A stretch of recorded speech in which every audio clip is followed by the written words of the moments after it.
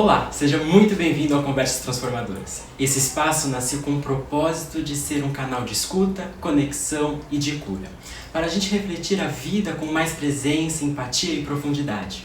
Hoje vamos falar sobre um tema que atravessa a todos nós em algum momento da vida, o envelhecer. E mais do que isso, como podemos viver a terceira idade com memória, dignidade e afeto. Vamos entender como o cérebro muda com o tempo. Antes de mais nada, lembre-se de se inscrever no canal, curtir esse vídeo e compartilhar com aquele amigo que tem aquele medinho de envelhecer. E para essa conversa, nós temos duas convidadas especiais, que unem ciência, prática e sensibilidade. Recebo com muito carinho a professora Leila Tomazetti, psicóloga, mestre e doutora pela USP, especialista em neurociência da aprendizagem e docente há mais de 8 anos. Leila é uma pesquisadora apaixonada pelos processos cognitivos, especialmente aqueles que envolvem memória, atenção e linguagem, e atua diretamente em projetos com a terceira idade, trazendo sua bagagem científica com práticas afetivas e humanas. Também está conosco a professora Márcia Drubert, psicóloga educacional, mestre em educação e especialista em neuropsicopedagogia. Márcia é docente em cursos de psicologia, pedagogia e licenciatura e tem uma vasta experiência em como a mente aprende, desenvolve e envelhece, com foco na educação ao longo da vida. Duas mulheres com muito saber, mas sobretudo com muito coração. Leila, Márcia, muito obrigado por vocês aceitarem esse convite e que alegria ter vocês aqui. A gente que agradece. Super agradeço também pela oportunidade. Obrigada, viu, João, pelo carinho e pela lembrança, né, Márcia? Pra gente começar, quero que vocês expliquem um pouco sobre o envelhecer. O que é? Tem muita gente que tem medo de envelhecer. A gente precisa ter esse medo? Não. Claro que não, né? Assim, parece fácil de falar, né? Mas não, porque assim, envelhecer é um processo, né? A gente entende como um processo natural da vida, né? Um processo irreversível, progressivo e muito importante. Então, quando a gente envelhece, a gente pode entender que é um sinônimo de vida, de viver, né? De ter experiências, de ter histórias, memórias, né? Então, é um processo natural, né? Biológico, natural, esperado, né? Eu sinto que é um privilégio. É um privilégio. Mas se a gente for pensar, antigamente as pessoas não envelheciam porque as pessoas morriam. Sim. Né? Então não existia o envelhecer como a gente conhece hoje. Então quando a gente pensa em envelhecimento, eu penso que é um privilégio ver pessoas envelhecendo e bem envelhecendo, porque isso atualmente é possível, né? Sim, e tanto que quando a gente nasce, nós já estamos envelhecendo. Desde o primeiro E dia. detalhe, a gente ainda canta parabéns, a gente ainda... Cada ano que passa, e a pede gente muitos fica mais anos de velho. vida. festejar. Mas é legal, eu acho que é bem por aí, né? Eu acho que se a gente está vivo, a gente tem que agradecer, a gente tem que festejar. É claro que às vezes a gente pode parar e pensar, poxa, poderia estar assim, assado, mas o legal é você se dar conta, né, de que em todo momento a gente precisa estar atento a nós, a nossa saúde, qualidade de vida, para poder envelhecer bem, né? Justamente porque se eu chegar aos 60, 70, 80... houve todo um processo, né? E esse processo dependeu desde Do nascimento. Desde o nascimento. E é isso, o envelhecimento hoje em dia ele é um privilégio, mas ele pode ser um privilégio se as pessoas cuidarem do seu envelhecimento. Aí vai ser um bom envelhecimento, um bem envelhecimento, vai ser legal, vai ser bom. E pra gente cuidar, vocês poderiam explicar um pouquinho pra gente o que é essas funções executivas, essas habilidades cognitivas e por que elas são tão importantes? Tá, quando a gente fala em cuidado, né, a gente pensa assim, vamos no médico. Aí o médico fala assim, olha, tem que fazer uma dieta e exercício físico. A vida inteira a gente ouve isso, né? E aí ficou, então você vai no médico, você faz exame de sangue, aí você faz uma fisioterapia dos seus músculos da perna, você faz... E o que a gente tem visto de uns tempos pra cá, que bom, né? Que as pessoas também têm mais consciência de que elas têm que cuidar das suas funções cognitivas, que são as funções que estão dentro do nosso cérebro, são as funções psicológicas, né? Então, atenção, memória, raciocínio, linguagem, percepção, resolução de problemas, que está dentro das funções executivas, né? Então, assim, a gente precisa cuidar delas, assim como a gente cuida do corpo. Hoje em dia a gente fala de fazer ginástica cerebral, né, Leila? Exatamente. Então, assim, Quando a gente pensa em processos cognitivos, a gente pensa em habilidades cognitivas. Então a gente tem aqui, né, o nosso cérebro com as suas funções, estruturas, né? Vamos pensar aí nos neurônios, né? E quando a gente pensa nessas células nervosas, a gente pensa nas sinapses. Então, para que elas possam estar ali ativas, dinâmicas, depende de toda essa habilidade nossa também. Então, quando você para prestar atenção, quando você para memorizar alguma coisa, quando você para planejar, resolver, você está envolvendo essas habilidades, esses processos cognitivos e essas estruturas neuronais, né? E elas estão ali o tempo todo sendo ativadas, desafiadas. E quando isso acontece, isso é muito bom, né? Então, estar ali procurando sempre algo para fazer, né, cognitivamente, isso é muito bom. E cuidando, como a Márcia também falou, né, cuidando da saúde. Então, quando a gente pensa no envelhecer ao todo, né, tem toda essa questão biológica, física, cognitiva e o social, né? Sim. Vocês duas são professoras e dão aulas de estágio, né, estágio prático, onde vocês vão em instituições. Isso. E acredito que a maioria dos alunos são jovens, né, que acabou de sair do ensino médio, enfim, está na faculdade. E como que é essa relação entre idosos e jovens? É linda. Na verdade, assim, nós temos um público hoje em dia no ensino superior que não é só o jovenzinho que acabou de sair do ensino médio. Então a gente tem pessoas de meia idade e tal, né?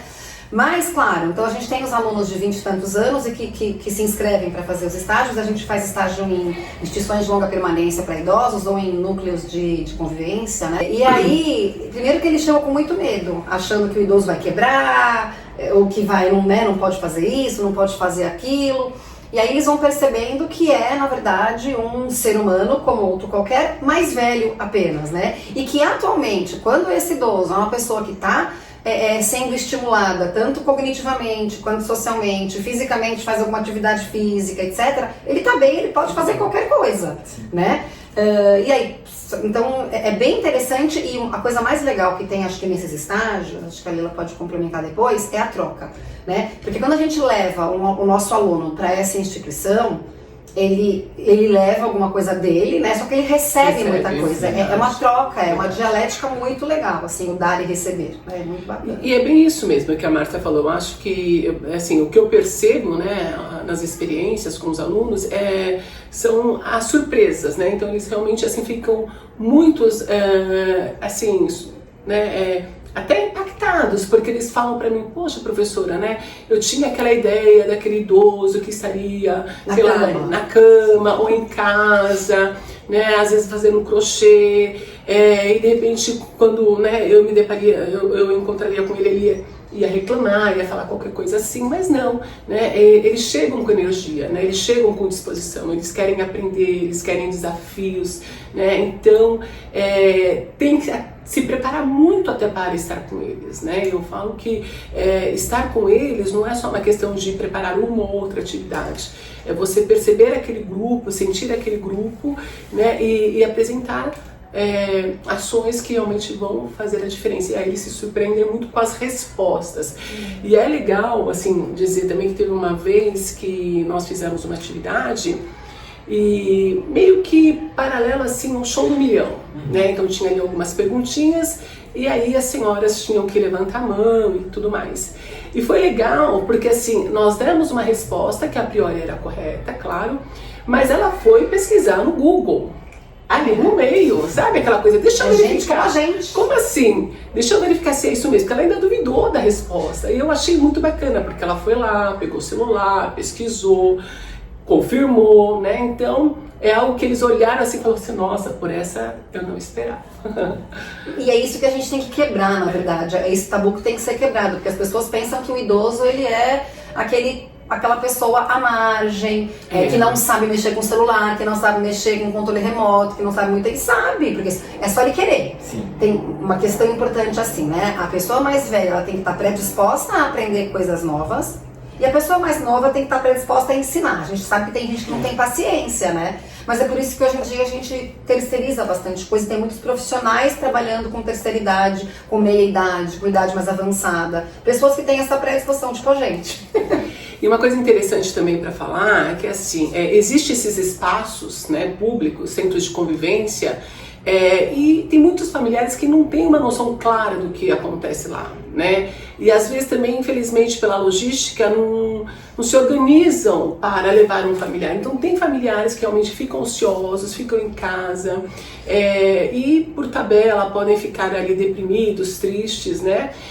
Mas se o familiar tiver esse olhar, esse cuidado, pode pesquisar numa região próxima da sua casa, levá-lo, e aí vai ver como muda muitas coisas, sabe? É uma outra história, porque ali não é nem só atividade cognitiva, é o lado, né, do vínculo, do afeto, da troca, do aprendizado, e aí não só cognitivamente, mas psicologicamente, né, vai fazer muita diferença na vida, não só dele, mas do familiar. E o idoso vai se sentir pertencente, né, protagonista da sociedade, coisa que a gente precisa fazer isso com eles agora já, porque nós temos hoje muito mais pessoas mais velhas do que mais novas no Brasil e no mundo, sim, né? Verdade.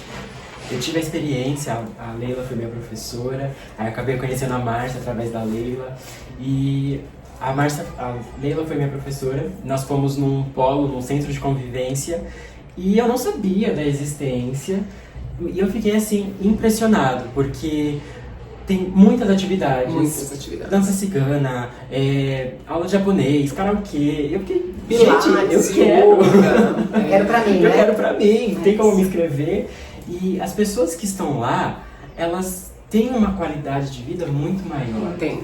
Porque elas estão em convivência, elas estão trocando informações, muito ideias. Legal. E estão aprendendo o tempo todo. Lá tem aula de informática. Isso é fantástico. Lá, assim, não só lá, né, imagino que outros espaços também, mas lá é um espaço muito bacana, eles investem bastante, né, nessas atividades. E é bem isso, né? Você percebe os idosos se envolvendo, fazendo essas trocas, se relacionando, além de passeios também que ocasionalmente pode acontecer. Você teve essa experiência, né? Mas estivemos junto com o espaço promovendo um passeio lá no Vila Lobos, mas já aconteceu também de irmos para o Parque da Água Branca, já aconteceu também de irmos para o Jardim Botânico. Tem um outro grupo agora, não naquele espaço, mas um outro que fica na Lapa, que dia 5 agora a gente vai visitar o Allianz Parques, né? E era um sonho de uma senhora conhecer aquele lugar, e aí deu certo, o lugar, o espaço se movimentou, então... E é bem gostoso isso, né? Para elas, então, tudo de bom. Você comentou que eles aprendem o tempo todo, né? Sim. E isso, na verdade, é uma das coisas que as pessoas não entendem. O idoso pode aprender uma coisa nova? Pode. Né? Talvez ele tenha mais dificuldade, ou ele precise de mais tempo para ficar lendo ou estudando aquela coisa, mas ele vai conseguir aprender isso porque o nosso cérebro ele tem o que a gente chama de plasticidade cerebral. Né? Então, por conta da neuroplasticidade, quanto mais a gente vai aprendendo, vai absorvendo coisas, o cérebro vai se adaptando às coisas novas. Então é por isso que a gente tem que sempre estar em movimentação. Aquela coisa de que deixa o seu idoso ali quietinho na cadeira de balanço, ouvindo uma musiquinha e fazendo tricô. O tricô é legal, inclusive tricô e crochê hoje em dia cientificamente comprovado que é uma atividade cognitiva das boas. Mas não só, né? Ele pode ler, ele pode escrever, ele pode andar, ele pode cantar, ele pode jogar dama, ele pode jogar sudoku, ele pode fazer atividades com outras pessoas também, que assim eles vão aprender coisas novas. Sim. E é legal o que a Márcia também está falando, porque assim, os estudos mostram que tem que realmente ocorrer essa diversidade de atividades. Então, é legal ele ter lá o tempo dele para, né, a pessoa, enfim, vai fazer o crochê, o tricô, ou às vezes vai cozinhar, mas assim, procurar dentro daquela programação do seu dia a dia, agregar, né, tarefas, justamente para que o cérebro possa ali ser usado de uma forma que é possível, né, capaz, né, diante de outras habilidades. Então, ao mesmo tempo eu posso raciocinar, posso planejar, tomar uma decisão, guardar alguma coisa na mente para depois lembrar. Então tudo isso é diante de atividades, até mesmo no dia a dia, que pode acontecer. Mas se permitir, né? Então quebrar esses paradigmas, como a Márcia falou. E aí vale a pena dizer também, né? Além da neuroplasticidade, a gente sabe que tem a neurogênese, né? Então os estudos mostram também que mesmo numa idade avançada é possível nascer novos neurônios. Isso é muito bom. Claro que não na proporção que nós gostaríamos, mas já é um ganho imaginar que assim, o cérebro está o tempo todo em desenvolvimento, né? Principalmente quando a gente está usando, né? Usando no sentido de parar, pensar, raciocinar, tomar decisão. E se a gente, de alguma forma, está ali numa rotina, isso já não é tão saudável para o nosso cérebro, né? Quando você está no automático, você já... É bom quando você já aprendeu, né? E ele ajuda o automático porque você se dispõe a fazer outras coisas e não fica pensando tanto em algo. Mas, ao mesmo tempo, é bom você colocar também o seu cérebro para funcionar. Isso aí.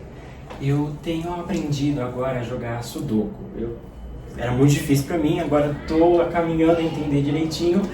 E quando eu aprendi, acertei, consegui gabaritar eu me senti o máximo.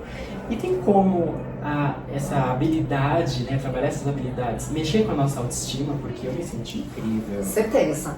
Primeiro assim, tem algumas questões. Quanto mais você treina, melhor você vai ficar. Sim. Tanto no sudoku, quanto fazer um bife, uma batata frita, pintar a parede, qualquer coisa que você treinar, você vai ficar melhor. Então, primeiro, por isso que a gente chama de treino cognitivo também, né? Então tá. Só que aí você gabaritou o sudoku. Claro, você se achou o máximo. Ótimo, vai ser ótimo. Sou bom em sudoku. Mexeu com a sua autoestima. Agora, para a gente fazer o treino cognitivo, não basta apenas isso. Então tá, gabarite o sudoku, se ache o máximo. Agora vá procurar um outro desafio. Porque se a gente chegar num patamar de que assim, conseguir fazer isso, naquela pirâmide toda, né? Subir, conseguir. Pronto, agora eu vou só fazer isso. Você vai ser só bom nisso e não vai treinar as outras habilidades. Então, assim, claro que mexe com a autoestima. Quando a gente consegue fazer alguma coisa que não conseguia antes, é sensacional. Tanto que a gente trabalha muito com reforçamento, né? Que bom, parabéns, conseguiu, bacana. No bingo tem prêmio, né? Tá? Mas, agora vamos mudar? Agora vamos mudar a dificuldade? Vamos aumentar o grau de dificuldade? Vamos mudar de função? Era número, vai pra letra? Eu não sou boa em número. Então vamos treinar o número. Agora vamos pra...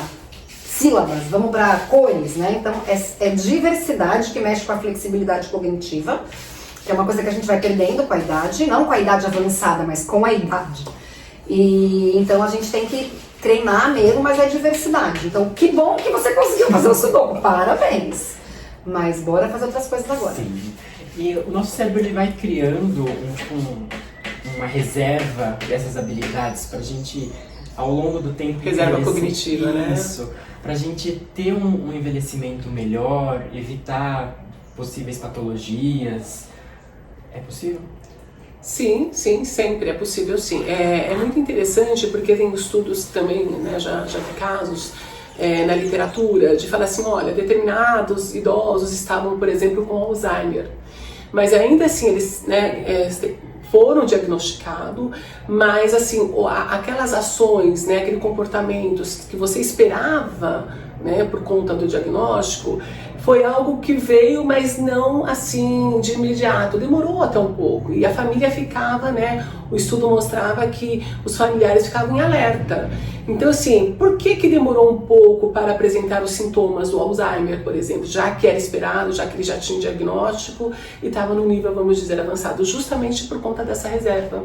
Então se foi aquele senhor, aquela senhora que leu, que trabalhou, né, que se cuidou com atividades físicas, teve boas noites de sono, por exemplo, isso tudo é muito promissor, isso tudo é muito bom, é excelente para que dê essa condição para o cérebro quando ele já está num declínio muito avançado. Então isso seria uma reserva, né? Então tem um outro estudo que fala, por exemplo, de uma pesquisa com freiras que foi realizado, que elas tinham esse diagnóstico, mas ainda assim não se via esses comportamentos do Alzheimer. Justamente por quê? Porque elas, por conta da atividade, estavam o tempo todo ali envolvidas com alguma coisa. Esse envolvimento de fazer acontecer, solucionar problemas, foi o que lá na frente deu a ela essa condição, essa reserva cognitiva. É como se fosse uma poupança. Uma poupança. A gente, durante a nossa vida, vai guardando um pouquinho, pega R$100 daqui, quando sobrou 50 ali, pra quê? Pra uma viagem futura, ou pra se você vai ser internado, ou pra sua velhice,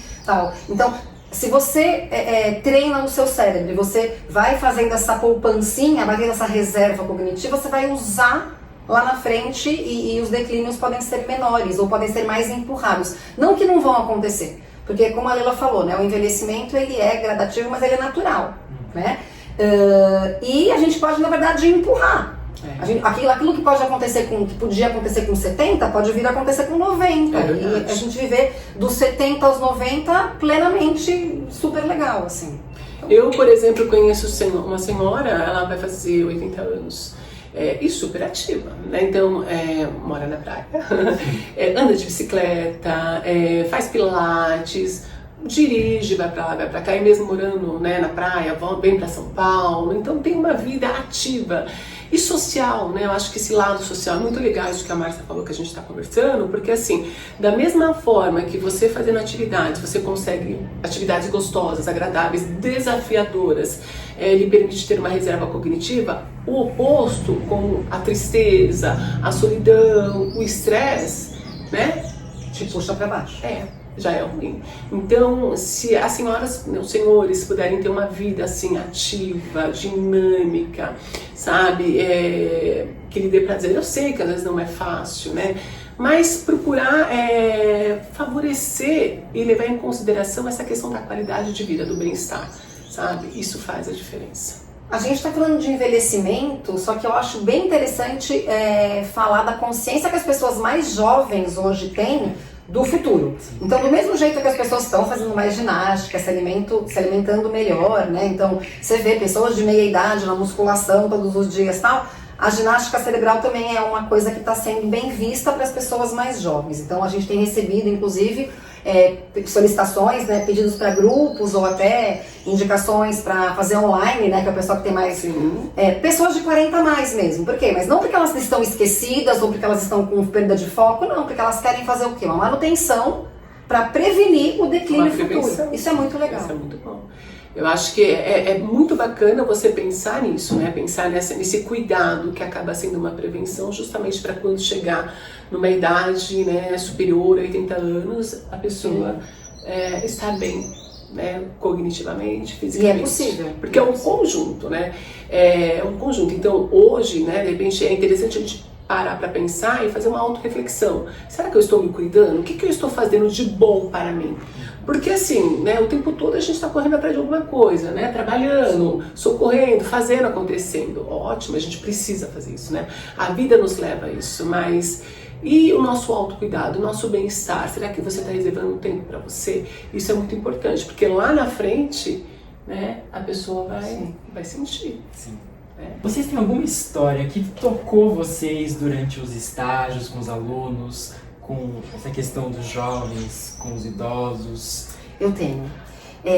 A gente fazia um trabalho numa ILPI, na Avenida Pacaembu, eu tinha 8 alunos, né, a gente ia, e eram vários idosos com vários graus de comprometimento diferentes, né? Só que eu sempre fiz muita questão que as técnicas de enfermagem trouxessem na atividade todos eles. Porque por mais que uma pessoa não ouvia, a outra não falasse, só de estar ali já estava interagindo com as pessoas, com a música, com a luz, com as texturas, com os cheiros e tal. E tinha uma senhora que ela não verbal, não falava, ela só fazia gestos com cabeça, com mão e tal. Ah, eu não vou levá-la não, porque ela não entende, ela traz a dona fulana pra cá. E ela vinha, muitas vezes as técnicas iam de uma vontade, né, porque tem que levar e tal. E aí teve um dia que a gente mexeu com música, então a atividade eu nunca vou esquecer, a atividade era tipo um complete, a música e tal, e a primeira música que a gente soltou era Trem das 11, né? Acho que todo mundo conhece essa música. Aí colocamos na caixinha, né, e começou Não Posso Ficar, daqui a pouco ela levantou e ela começou a cantar aquela música, Decore Salteado. E aí ninguém esperava, foi lindo, né, a gente bateu, mas daí a gente foi discutir na supervisão, o que acontece? A pessoa mais velha, ela perde funções quando ela não treina, então provavelmente essa falta de interação social fez com que ela parasse de ouvir e ela começou a parar de falar, e se ninguém falar com ela, ela não responde, ela ficou aí quieta, e aí aquilo foi, né? E aí ela parou de falar. Então assim, a gente começou a fazer sessões com ela individuais, levando a caixinha de música, levando o celular, e a gente colocou várias músicas, ela começou a cantar várias músicas. Então não que a gente fez milagre que ela começou a falar, tava lá, né? Só que não tinha estímulo para ser colocado para fora. Então a gente começou a fazer com música, depois a gente começou a fazer com qual criança, né? Repete comigo, dona fulana, isso, aquilo, aquilo outro. Ela falava muito baixinho, então assim, ela tinha perdido a comunicação, mas a gente estava tentando retomar um pouquinho. E a música foi sensacional, porque é um recurso ótimo, né? E além dessa questão da falta do diálogo, que deve ter feito ela parar de falar, o resgate dessa música, a gente entra com memória afetiva. Por que ela lembrou justamente dessa música, né? Então, porque de repente devia ser alguma música que ela gostava, ou que ela estava acostumada a cantar, né? Na época né? Da adolescência, ou sei lá. Mas é muito legal isso. É muito legal. E é muito bonito ver que o nosso cérebro ele é muito bem dividido e ele tem um ladinho ali que é a memória musical. Que isso é uma área que nem o Alzheimer consegue pegar. Eu tenho amigas que são musicoterapeutas que elas falaram que a música, ela é capaz de, assim, te salvar muito bem. E esse caso é muito bonito. Sim. E toca muita gente, né? E a gente para e pensa, o que a gente está fazendo hoje para depois, no futuro, nós nos lembrarmos, nós contarmos para as pessoas. Sim. Tem muito a ver com memória afetiva mesmo. Então, quando a gente pergunta o que você comia quando você era criança, as pessoas elas conseguem sentir o cheiro. Nossa, eu sinto o cheiro daquele bolinho. Eu sinto o som, eu sinto, né, eu ouço aquela música na minha cabeça, que eu tocava no piano. Então, essas questões afetivas também marcam bastante esses episódios. É lindo, né? E, gente, pra gente encerrar, o que vocês poderiam dizer sobre o envelhecer? Olha, não tenham medo, acho que é o principal, sim, né? Não tenham medo. É um processo, né, natural. Eu acho que sim, precisamos assim aproveitar o máximo, né? Pensando que tem muitas coisas para fazer, né? Para vivenciar, seja sozinho, seja com familiar. Mas o importante é isso, é se permitir conhecer, aproveitar, desafios, né?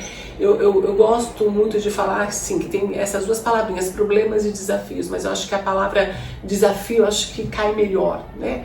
Assim, ver a vida, algumas situações até delicadas, como um grande desafio, né? E isso, né, parece que é mais leve. O problema é um problema, parece que o problema não tem solução, né? Isso é uma matemática, então... Mas tem, né? Mas parece que pesa um pouco. Então, acho que dependendo de como você olha, de como você sente esse seu processo, né, vai fazer a diferença na sua vida. Então, realmente procurar viver da melhor forma, se cuidando, valorizando aí até as pequenas coisas da vida. Porque é aquilo, né? Só não envelhece quem... Morre, né? Então, olha só. Eu acho que, se é para fechar mesmo, a gente tem que entender que nós somos seres humanos biopsicossociais. E aí, atualmente, a gente tem bastante informação. A educação, acho que está indo por vários canais, né? E as pessoas têm muita informação. Então, assim, biologicamente, como é que você tá? Como é que tá a sua saúde? Vamos atrás de médico, de remédio, de se movimentar, de alimentação saudável, exercício físico. E o seu cérebro? Ele decide também. E a vida social, e a vida sexual, e a vida afetiva. Então, assim, a gente tem que... Se a gente está com a manutenção de tudo isso, ok, agora na juventude, na meia-idade, a gente vai chegar num envelhecer bacana. É claro que o envelhecer não é bacana, eu não posso dizer que é lindo, maravilhoso, mas existe a possibilidade do bem envelhecer. Eu acho que isso é uma coisa que é importante que as pessoas saibam. Existe o bem envelhecer. É que a gente tem que nutri-lo, né? A gente tem que, na verdade, correr atrás dele antes. Sim. E pro pessoal encontrar vocês no Instagram, quiser participar de um dos grupos de vocês, como que faz pra te encontrar? A gente está no Instagram como @estimulando_Marcia Leila. Somos sócias, a gente trabalha num esquema bem bacana. Cada vez que a gente tem alguma paciente nova, a gente trabalha quinzenalmente, então hora vai a Leila, hora vou eu. Por exemplo, hoje ela chegou de 2 já. E eu só vou na semana que vem, porque isso trabalha a flexibilidade cognitiva, as pessoas não se acostumam com um jeitinho só. A gente trabalha de modo individual, a domicílio, ou em grupos, online também, se a pessoa preferir, né? E a gente tem feito bastante oficinas de estimulação cognitiva para estudantes ou da área da saúde, então tudo isso no Instagram as pessoas conseguem achar. É isso aí, Márcia. E acho que a gente pode dar umas dicas agora, né? Então, claro. Assim, tá, mesmo quem não... não tá na hora ainda de eu contratar alguém para fazer estimulação neurocognitiva. Tá, não tá na hora ainda, mas o que eu posso fazer sozinho, de repente de modo autônomo, né? A gente sempre fala assim, sai da casinha, né? Vamos se desafiar. Então, eu vou sempre pro mesmo caminho para levar o meu filho para a escola. Muda o caminho. Vai sem o Waze. Ou eu vou a pé, pego um outro quarteirão. Como é que é o lance de escovar o dente? Com a mão não dominante. Usa a mão não dominante. Então vai escovar o dente, se eu sou destra, eu escovo o dente com a mão esquerda. Começa a fazer coisas da sua rotina de trás para frente. Tipo, tomar banho com luz apagada. Ótimo. Claro que sempre prezando com a segurança, né? E assim, também já com essa intenção, né? Então se organizar para isso, né? E fazer atividades realmente diferentes para sair da casinha, como a Márcia falou, e para, né, ampliar aí o número de sinapses, né? De conexões que é possível acontecer no nosso cérebro, né? Porque a aprendizagem, isso a gente fala até, a gente dá aula de desenvolvimento humano na faculdade, a gente fala isso de bebês, né? Não é só o idoso. A aprendizagem, ela só vai começar a acontecer a partir de um desequilíbrio cognitivo, a partir de uma quebra. Quando você faz tudo 2 mais 2 é 4, 2 mais 2 é 4, 1 mais 1 mais 1 mais 1... Se você sai disso, aí você, dá um tranco. Esse tranco vai fazer você ir atrás de um novo aprendizado. Então, é necessário o desafio. Quando tá tudo muito morno, você não vai aprender uma coisa nova. Aí não vai rolar o desafio. Então, a gente precisa cutucar o nosso cérebro. A gente brinca... Não, é legal esse exemplo do Waze, porque é bem isso mesmo, né? Hoje a gente simplesmente entra no carro, você fala, tá, eu tenho que ir pra tal lugar, você digita lá a rua, liga o Waze e vai. Né? Então você nem para muito para pensar. Mas houve uma época não, que era diferente, né, Márcia? Então você, deixa eu ver como eu vou fazer, que caminho eu vou tomar, onde eu vou parar. Olha o quão de atividades cognitivas você está usando para fazer uma tarefa, né? Que a princípio parece simples, mas tem toda uma complexidade. Até chegar num lugar que vai demorar 2 horas, por exemplo. Então muita coisa aconteceu. Sim. Então é isso, né? É colocar o cérebro para trabalhar, desde que, claro, esteja ali conciliando com algo agradável, saudável, porque o estresse também não é bom. Gente, conversar com a Márcia e com a Leila foi como se fosse abrir portas e janelas para um novo horizonte que mais cedo ou mais tarde vai chegar para nós. E de que forma nós estamos usando e usufruindo de hoje para a gente criar reservas, para a gente criar histórias para o nosso futuro. E se você tem alguém com mais idade, o que você tem feito para auxiliá-lo? Às vezes a gente acaba saindo de casa e fala, não, vou deixar aqui porque, querendo ou não, é um peso, é uma pessoa a mais. Não, a pessoa ela merece viver com dignidade. É isso aí. E nós somos responsáveis por isso.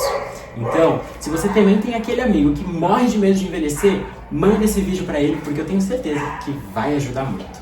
Meus queridos, obrigado por mais esse vídeo e até mais. Obrigada. Tchau. Até mais.